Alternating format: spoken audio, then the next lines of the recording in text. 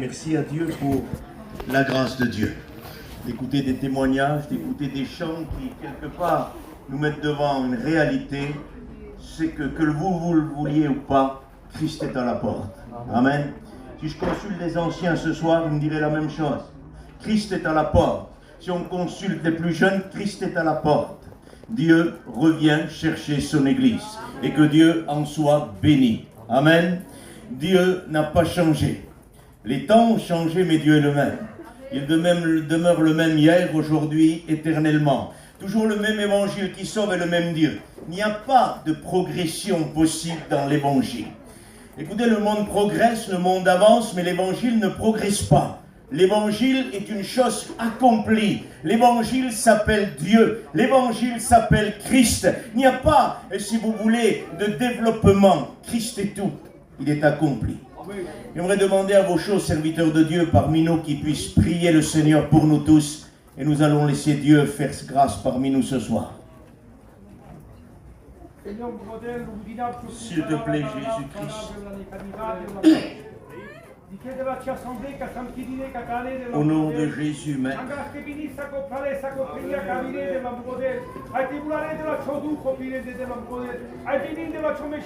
Merci Jésus de ta grâce.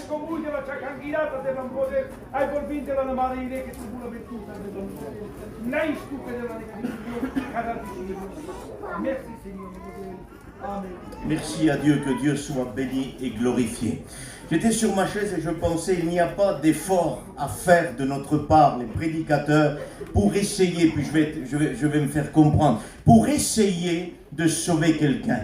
Je pense que quand on prêche le véritable évangile, on n'a pas besoin de sauter en l'air, on n'a pas besoin de faire des gestes et tout ce que vous voulez. Quand on compte sur l'évangile véritable, l'évangile se charge de ça. Amen. Et ce soir, c'est avec pleine confiance, autorité, que je vais prêcher l'évangile, parce que ce soir, je n'ai pas besoin de rajouter ma touche personnelle, j'ai besoin de prêcher l'évangile. Plus que jamais, nous avons besoin de l'évangile véritable. Et juste une parenthèse, amis, mes frères, ce soir, mes sœurs, il y a un nouvel évangile qui est en train d'arriver et ce nouvel évangile va se passer de la croix, va se passer de Jésus, va se passer de l'onction et nous allons compter sur l'effort de l'homme, sur les qualités de l'homme pour faire avancer l'œuvre de Dieu. Nous rejetons tout cet évangile-là et nous voulons l'évangile ancien. Dieu ne change pas. Hier, aujourd'hui, éternellement, Dieu ne change pas. Alors il n'y a pas, si vous voulez, lieu ou idée de penser qu'on peut nous changer. Nous devons demeurer les mêmes. On ne change pas, je vous le redis. On n'essaye pas d'améliorer notre prédication. C'est Dieu qui améliore tout ce qui est en nous et que Dieu soit béni. Le plus grand des messages va être prêché ce soir. C'est de l'orgueil, pasteur, non? Le plus grand des messages va être prêché ce soir. Je vais prêcher la croix. Je vais prêcher le crucifié.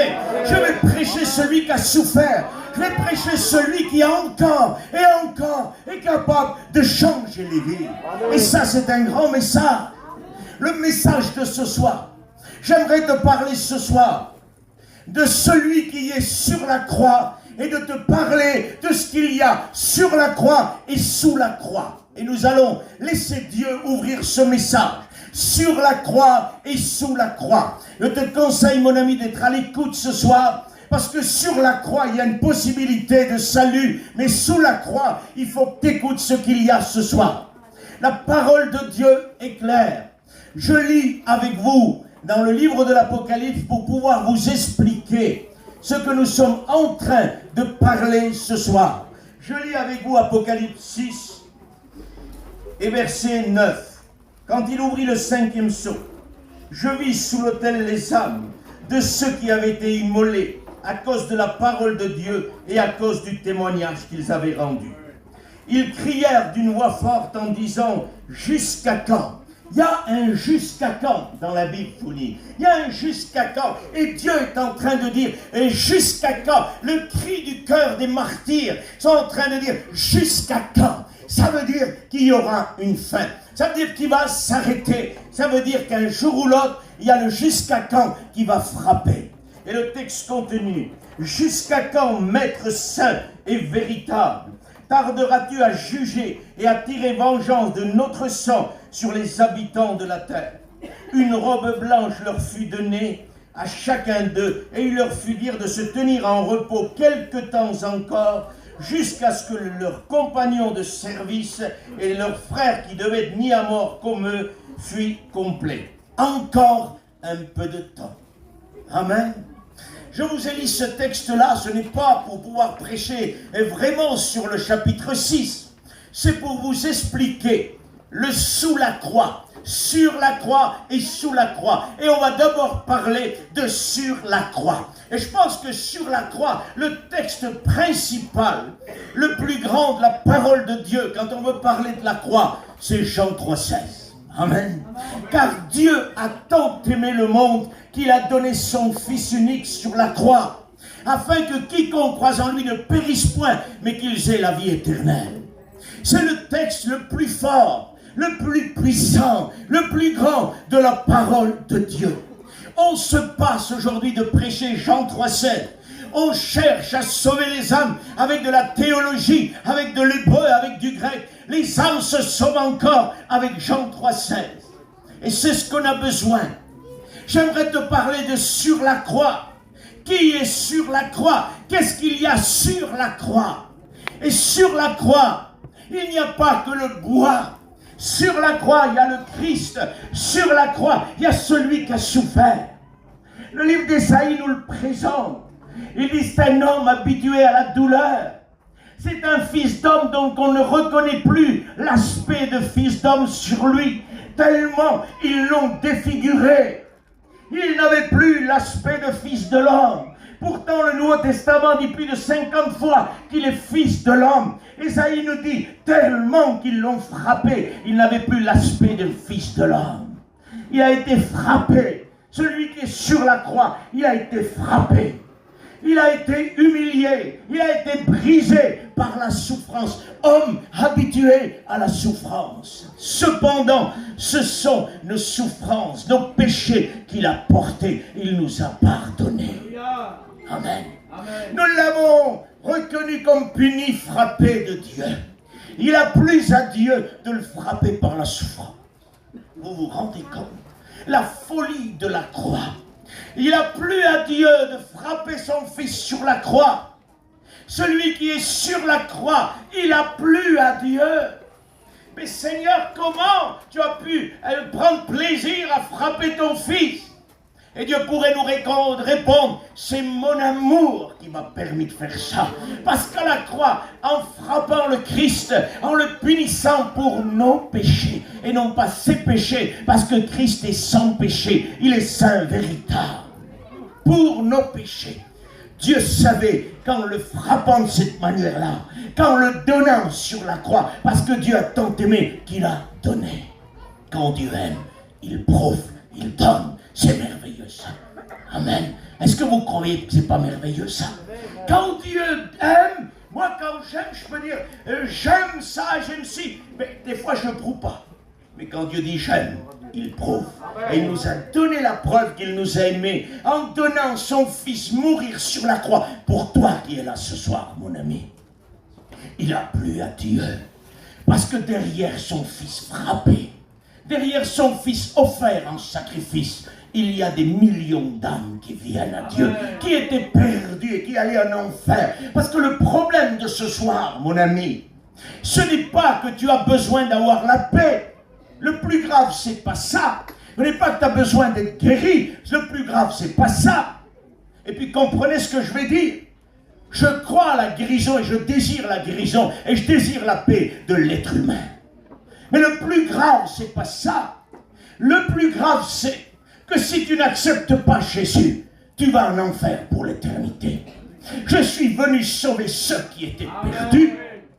Christ a dit, et s'il ne l'aurait pas dit, ce que je dis ce soir aurait sûrement froissé beaucoup de personnes. Christ n'est pas venu nous porter la paix. Il a dit, je ne suis pas venu porter la paix sur la terre, mais l'épée. Il n'est pas venu pour que ça aille mieux, pour que ton foyer va mieux 6 mois, et que dans 7 mois c'est pareil. Il n'est pas venu seulement pour te guérir. Bien sûr que le ministère de Jésus continue et qu'il guérit encore. Et je souhaite que ce soir, il y ait des guérisons parmi nous.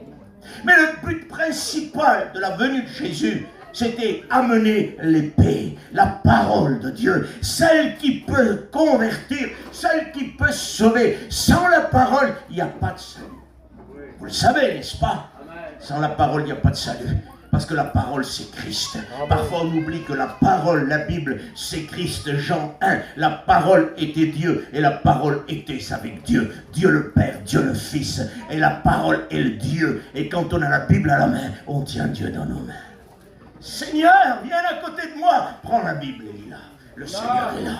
Pardonnez-moi d'être un enfant dans l'évangile, mais quand j'ai besoin de sentir Dieu à côté de moi, Founi, j'ouvre la Bible. Je mets la Bible sur ma poitrine et Dieu est là. Parce que la parole, c'est Dieu. Amen. La parole, c'est Dieu. Celui qui est sur la croix, c'est celui que Jean-Baptiste a présenté. Jean-Baptiste nous a dit, c'est lui. D'abord, le Père va faire une présentation majestueuse que j'appelle la présentation de l'amour incarné.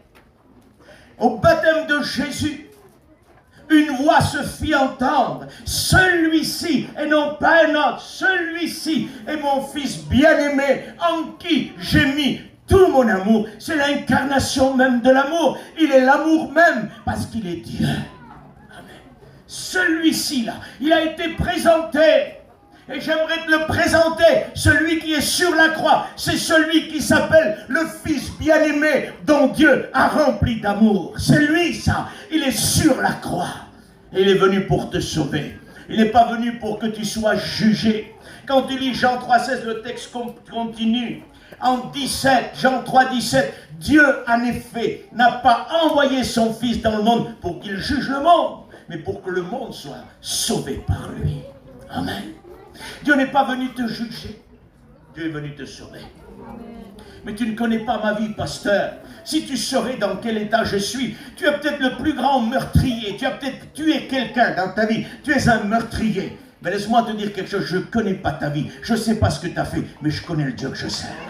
Je sais ce qu'il est capable de pardonner. Tu veux que je te cite les péchés qu'il est capable de pardonner? On pourrait passer toute une vie. Parce que tout est pardonnable aux yeux de Dieu. Quand on vient à la croix, une goutte du sang de Jésus pardonne l'être humain perdu pour l'éternité. Il n'y a pas de péché que Dieu ne peut pas pardonner. Dieu pardonne le pécheur. Tu es un meurtrier, tu es un professeur de la débauche, tu es pris par l'adultère, tu es lié par les péchés. Tu as un Dieu dans le ciel qui crie haut et fort, c'est moi qui pardonne les péchés et personne d'autre. Dieu regarde du haut des cieux. S'il y a quelqu'un qui devient intelligent et qui cherche Dieu, devenez intelligent ce soir. Cherchez Dieu. Cherchez l'Éternel. Je suis devenu un homme intelligent quand j'ai accepté Dieu. Beaucoup de chrétiens sont devenus intelligents.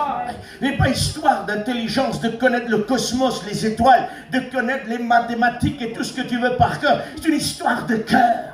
Quand on vient à Dieu, on se repent, on demande pardon. Dieu dit, tu es intelligent mon fils, donne-moi ton cœur maintenant. Et quand on donne son cœur à Dieu, on est sauvé.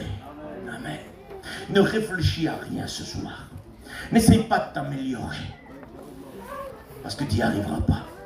Il y en a qui sont sincères dans leur cœur. Et qui, je le dis, leur intention est louable.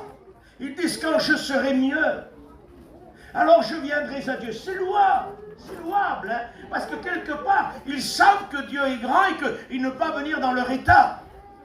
Aussi louable que peut être cette idée-là, de dire quand j'irai mieux, je viendrai à Dieu. Ça ne marche pas avec Dieu. Parce que la Bible dit, nous ne sommes pas sauvés par les œuvres, mais nous sommes sauvés par la grâce de Dieu. On dit c'est la foi qui sauve, c'est pas ce que dit la Bible. La foi est le moyen, mais ce qui sauve c'est la grâce. Parce que si la foi aurait sauvé, Dieu aurait envoyé la foi dans le cœur de l'homme, et l'homme serait sauvé. Mais il fallait que quelqu'un donne sa vie, le Fils de Dieu, celui qui est sur la croix. Jean-Baptiste l'a présenté.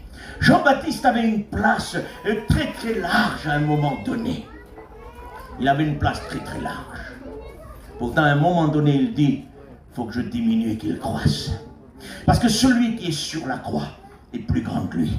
il est plus utile que lui. Il est plus grand, il est plus fort, il est plus vrai, il est Dieu que Jean-Baptiste. Et Jean-Baptiste va dire, il faut que je diminue et que lui, il grandisse.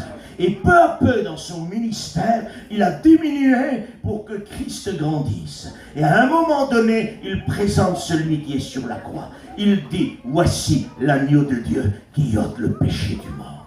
Amen. Il n'y a personne d'autre. Personne ne peut le faire. C'est lui, tellement puissant. Est-ce que vous sentez la puissance dans ses paroles? C'est lui. Mais Jean-Baptiste a fait de grandes choses. Oui, mais moi je ne sens pas. C'est lui qui sort. C'est l'agneau de Dieu. Dieu l'a choisi. Les nombreux agneaux offerts par le peuple juif pendant des années. Au milieu de ce grand troupeau, des milliards d'agneaux offerts, le Père en a choisi un. Il a dit, aucun d'eux n'est agréable, aucun d'eux n'est bon. Aux yeux de l'homme, ils sont sans défaut. À mes yeux, ils sont remplis de défauts. Mais j'en ai un à présenter, moi. Et le Père l'a présenté. C'est l'agneau de Dieu qui ôte le péché du monde. C'est le meilleur. Vous savez ce que dit Dieu dans Malachie? Maudit soit celui qui dans son troupeau choisit pour Dieu une bête chétive. Alors quand c'est pour nous, frères anciens, il choisit la meilleure. Il a choisi la meilleure.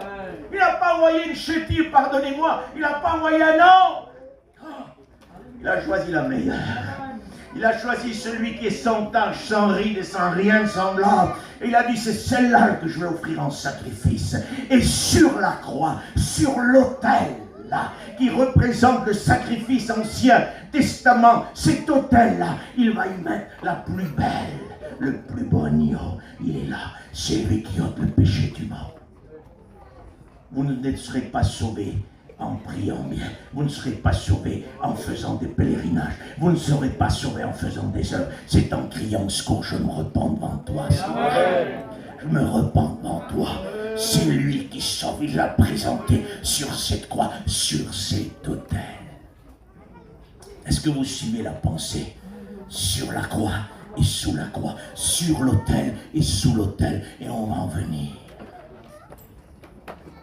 Si tu préfères, le positif, il est sur l'autel. Le négatif, si on peut dire que c'est un négatif, c'est pas un négatif, c'est un plan de Dieu. Mais c'est sous l'autel, et puis tu vas voir, il faut que tu l'écoutes ce soir. On ne peut pas faire un évangile à l'eau de rose. On ne peut pas diluer l'évangile, pardonnez-moi. On ne peut pas juste transmettre l'évangile sur la croix et ne pas parler de sous la croix. C'est impossible. Quand on veut parler seulement de sur la croix, on est en train de diluer. Et quand on dilue, c'est plus le véritable évangile. Jamais de la vie.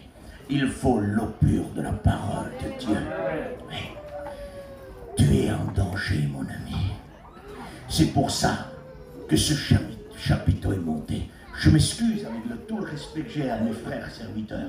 Ils n'ont pas monté ce chapiteau parce qu'ils n'ont rien à faire. Ils auraient trouvé à faire quelque chose d'autre. Je suis sûr qu'ils auraient trouvé à faire quelque chose. Mais il y a quelque chose qui dans leur cœur le dit.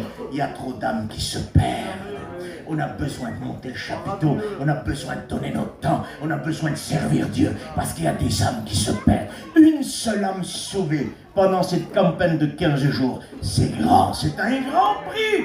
Qu'une seule âme pendant 15 jours. Mais même pendant une année. Si Dieu nous donne une seule âme, on dit merci à Dieu. On n'a pas encore estimé le prix de l'âme. Nous les hommes. On voudrait 100 âmes dans une convention, 200 âmes dans une année. Ouais. On est appris même aujourd'hui, on est moderne, à faire des inventaires. Combien de baptêmes t'as fait? Combien de baptêmes chez les Roms, chez les voyageurs, chez les Espagnols? Ouais, doucement. Ça ressemble un peu à l'inventaire de David, ça, faisons attention avec tout ça. Regardons plutôt combien d'âmes rentrent au ciel et combien d'âmes se sont sauvées. Vous comprenez ça? C'est pas du chiffre qu'on cherche à faire. Nous voulons que les âmes soient sauvées et qu'ils montent au ciel. Tu es en danger, mon ami. Si Christ revient ce soir, tu restes sur la terre. Et sur la terre arrive un jugement. Jamais la terre n'a connu une si puissante colère. Oui. Dieu se mettra en colère. Ça, c'est le pur évangile. L'évangile dilué dit Dieu ne se met jamais en colère. Dieu nous aime Dieu est amour, c'est vrai. C'est le sur la croix, ça. Mais sous la croix, on va découvrir dans quelques instants un agneau en colère et un Dieu en colère qui va juger le monde entier pour ses péchés. Ouais. Oui, mais si on dit ça, nos amis vont se froisser, ils ne viennent plus à la réunion, t'inquiète pas, va. Nos amis ne viendront plus à la réunion, nos amis se convertiront dans la réunion et ils resteront collés à la réunion. Parce que le vrai évangile ne permet pas des visites de routine. Le vrai évangile, vous venez pour une fois et vous devenez domicilié à la réunion. Amen. Chez Dieu, on ne vient pas en visiteur. On visite une fois et après on devient domicilié. Et les cartes de domicile sont données par rapport à la nouvelle naissance. On a demandé à Nicodème, un docteur de la loi, comment est-ce possible, Nicodème? Dieu a dit, il faut qu'un homme naisse d'eau et d'esprit, il faut que tu renaisses, Nicodème. À mon âge, mais comment est-ce possible? Et le Seigneur a dit, quand je serai élevé, comme le serpent fut élevé dans le désert, quand je serai élevé, j'attirerai tous les hommes à moi. Il donnait la solution à Nicodème. En voulant dire à Nicodème, ce n'est pas la loi, ce n'est pas ce que tu connais, ce n'est pas ce que tu essayes de faire. C'est quand je serai élevé, quand je vais mourir sur la croix. C'est là que j'attirerai les hommes à moi. Et là, les hommes de ton âge, les plus jeunes, les plus âgés, se convertiront et ils vont naître de nouveau. Quelle révélation! Il lui a pas parlé de théologie hébreuse ou de grec, il lui a parlé directement, il a dit à ton âge, il faut la croix, sinon tu es perdu. Oui. T'es un docteur de la loi ne sauve pas. La loi amène à Christ. Pour ça que Nicodème est venu se coller. Un docteur de la loi, il est venu vers qui? Celui qui accomplit la loi. Oui. Christ ne perd pas ceux qui sont sous la loi. Christ les attire à lui. Amen. Il a attiré Nicodème. Enfin, nous on dit les Juifs sont perdus. Mais non, Dieu a attiré à lui son peuple. Il attire encore son peuple à lui. Le Dieu de la croix. Jean-Baptiste l'a présenté. Voici l'agneau de Dieu qui ôte le péché du monde. J'aimerais te le présenter, mon ami. C'est lui qui va pardonner ton péché. C'est lui qui va te faire sortir de l'enfer. C'est lui qui va te faire rentrer dans le ciel. L'enfer est un lieu de tourment, mon ami. Tu es en danger. Ta vie dépend de ton acceptation ou de ton refus avec Dieu. Il n'y a pas d'autre possibilité que accepter Dieu, que la croix. Si tu dirais ce soir, pasteur, moi je n'ai pas seulement besoin d'écouter la croix. Je voudrais écouter le millénium, je voudrais écouter l'enlèvement, je voudrais écouter tout ça. Écoute, si la croix ne suffit pas pour être sauvé ce soir, pardonne-moi, je n'ai rien d'autre pour toi. Tu es perdu pour l'éternité. C'est la croix qui sauve. Ah, si je le dilue un peu, l'évangile ce soir, ça va donner quoi? Ça va donner ça. N'aie pas peur. Dieu voudrait te donner la paix. Dieu voudrait que tu ailles mieux chez toi. Dieu voudrait que ça va. Dieu voudrait que tu sois mieux la nuit quand tu dors. C'est vrai que ça peut faire ça. Abraham, c'est pas vrai. Dieu t'a pas changé à toi. Il t'a pas donné des meilleures nuits. Il l'a fait pour moi, il l'a fait pour plusieurs. Et c'est pas ça le but de la venue principale. Quand on dilue l'évangile, on dit ça. Mais quand on la voit pure, on dit qu'il y a ça, mais derrière vient l'enfer, derrière vient un jugement. Si on n'accepte pas Dieu, on ne va plus dormir dans la grande tribulation. Et quand la colère de Dieu viendra, alors les murs trembleront. Je vais vous parler quelques instants. Quelle heure il est là? Qui c'est qui pourrait me donner l'heure? On peut continuer quelques instants. Je vais vous parler de sous la croix. Et le texte de Apocalypse 6 révèle ce qu'il y a sous la croix. Sous la croix, il y a des martyrs. Et ce n'est pas les martyrs qui m'intéressent ce soir. C'est le discours qu'ils font. Ils nous révèlent quelque chose. Ils sont en train de nous dire ici que sur la croix, il y a un agneau de Dieu qui pardonne le péché et qui ne te demande rien et qui n'est pas venu pour te juger, mais pour te sauver. Par contre, sous la croix, les martyrs révèlent, sous l'autel, si tu préfères. Tu peux me dire après, mais il n'y a pas marqué la croix, il y a marqué autel. Et l'autel, c'est le lieu du sacrifice. C'est la croix. Sous l'autel, il dit, Seigneur, jusqu'à quand tarderas-tu pour venger notre sang sur les habitants de la terre. Le sous la croix révèle un jugement certain qui va venir contre les habitants de la terre. Et qui c'est les habitants de la terre? C'est tous ceux qui n'ont pas voulu accepter Christ. C'est tous ceux qui se sont rebellés au conseil de Dieu. Qui ont dit, nous sommes bien dans notre position, nous ne changerons pas. Nous venons à la réunion, nous écoutons, mais nous demeurons dans les temps où nous sommes. C'est un temps comme ça difficile qu'il faut comprendre. Il ne faut pas que tu viennes ici que pour écouter. Il faut que tu prennes une décision rapidement. Parce que sous la croix, sous l'autel, il y a un jugement certain qui arrive.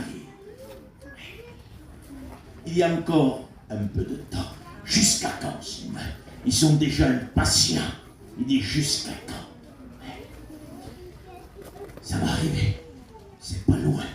Avec tout ce qu'on voit sur la terre aujourd'hui, Christ n'est pas loin. Bientôt le jugement va arriver. Bientôt Christ va juger la terre. L'évangile pur, c'est celui-là. Il y a un agneau sur la croix. Il y a un agneau en colère. Dans le même chapitre 6, les chefs, les rois, les grands, les militaires, criez aux montagnes, couvrez-nous pour que nous ne voyions pas la colère de l'agneau. Alors là, on ne comprend plus. Comprend plus. C'est un agneau qui sort. C'est un agneau qui pardonne. C'est un agneau qui a donné sa vie. C'est un agneau qui n'a rien demandé à personne. Il a dit, je pardonne, c'est la grâce. Comment se fait-il qu'on a peur de lui? Comment se fait-il qu'on crie aux montagnes, couvrez-nous? Quelle colère!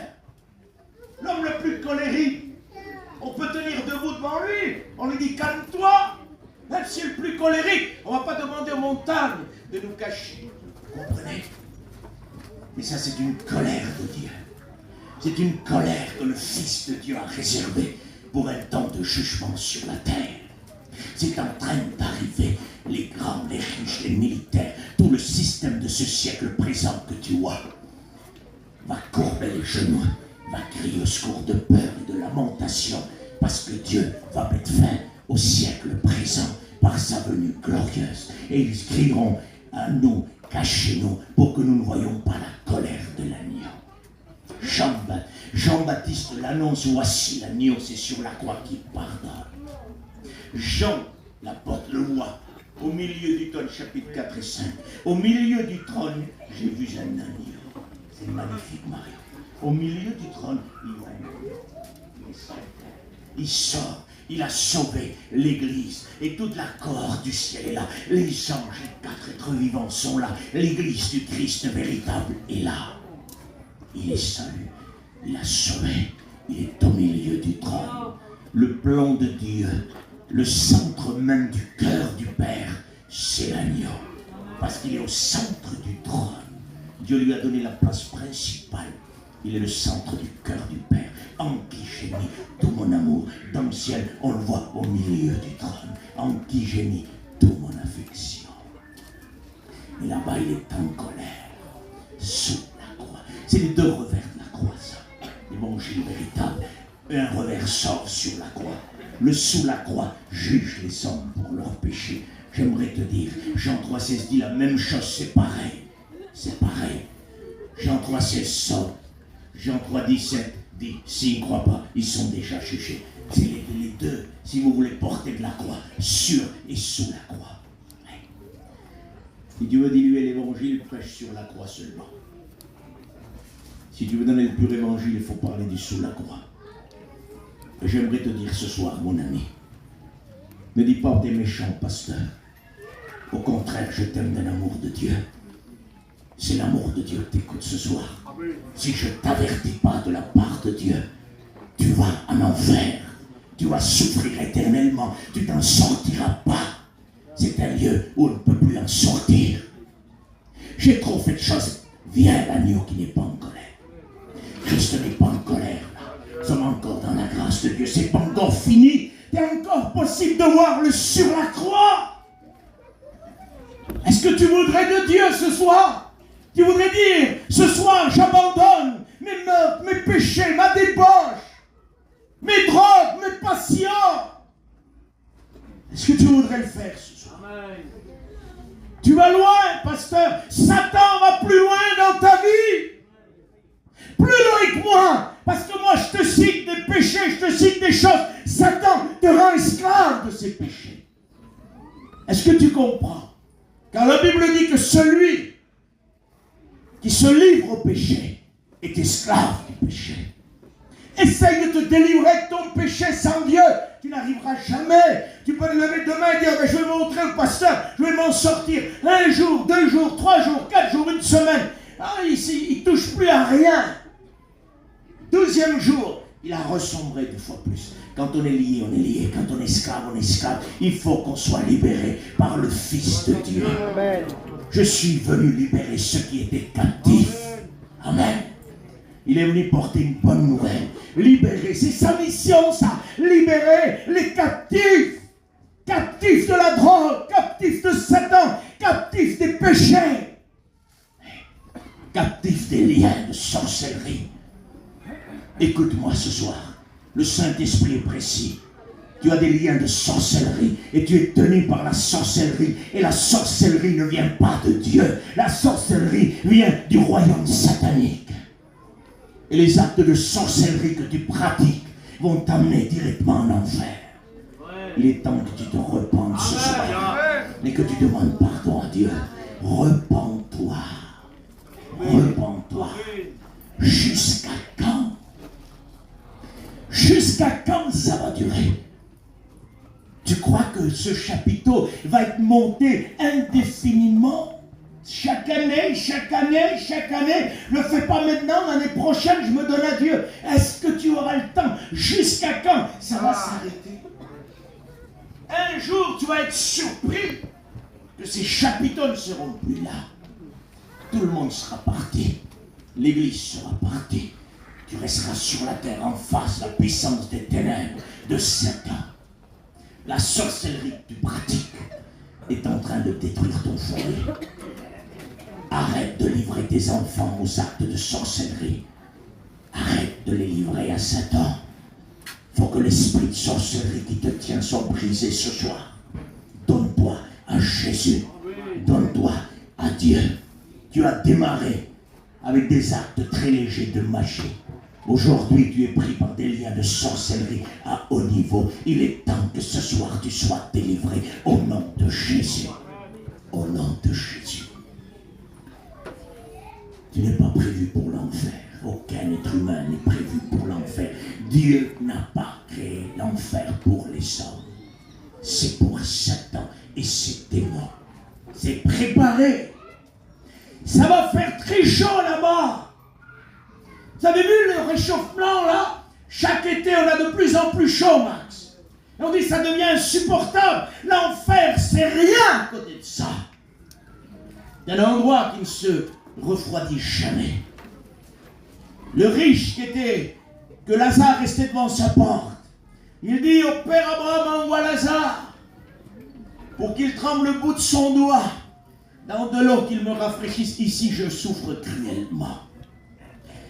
Vous croyez qu'il a perdu la raison? Vous croyez qu'il croit parce qu'il ne demande même pas Max un verre d'eau? Il aurait dit un verre d'eau encore, vous aurez compris. Il dit qu'il trempe le bout de son doigt et qu'il me rafraîchisse. Vous croyez qu'il croit que juste avec un point d'eau comme ça, ça va rafraîchir là où il est? Il est conscient que tous les fleuves du monde, toute la mer entière ne peut pas refroidir l'enfer. Mais ce qu'il a dans son idée-là, c'est le livre des Actes. Priez Dieu, convertissez-vous, repentez-vous, afin que Dieu envoie des temps de rafraîchissement. Il voulait se repentir en enfer, mais le Père Abraham dit c'est trop tard. Trop tard. Il fallait choisir quand Lazare était au bord de ta porte et qui te parlait de celui qui est sur la croix. Tu comprends? Quand c'est trop tard, c'est trop tard. Même s'il voudrait, et même si nous on voudrait faire plus que Dieu, et il dit même s'il voudrait venir, il y a un abîme infranchissable entre vous, c'est nous. Et cette personne-là voyait le ciel. Elle voyait Lazare, elle voyait le ciel. Par contre, Lazare ne le voyait pas. Et c'est très bien comme ça. Parce que le ciel, c'est l'éternité dans la paix, dans la joie, dans la félicité. Je le prends sur moi pour ne froisser personne. Imaginez-vous que mon père, mon fils qui est là, aille au ciel. Et que moi, Gago, je suis en enfer.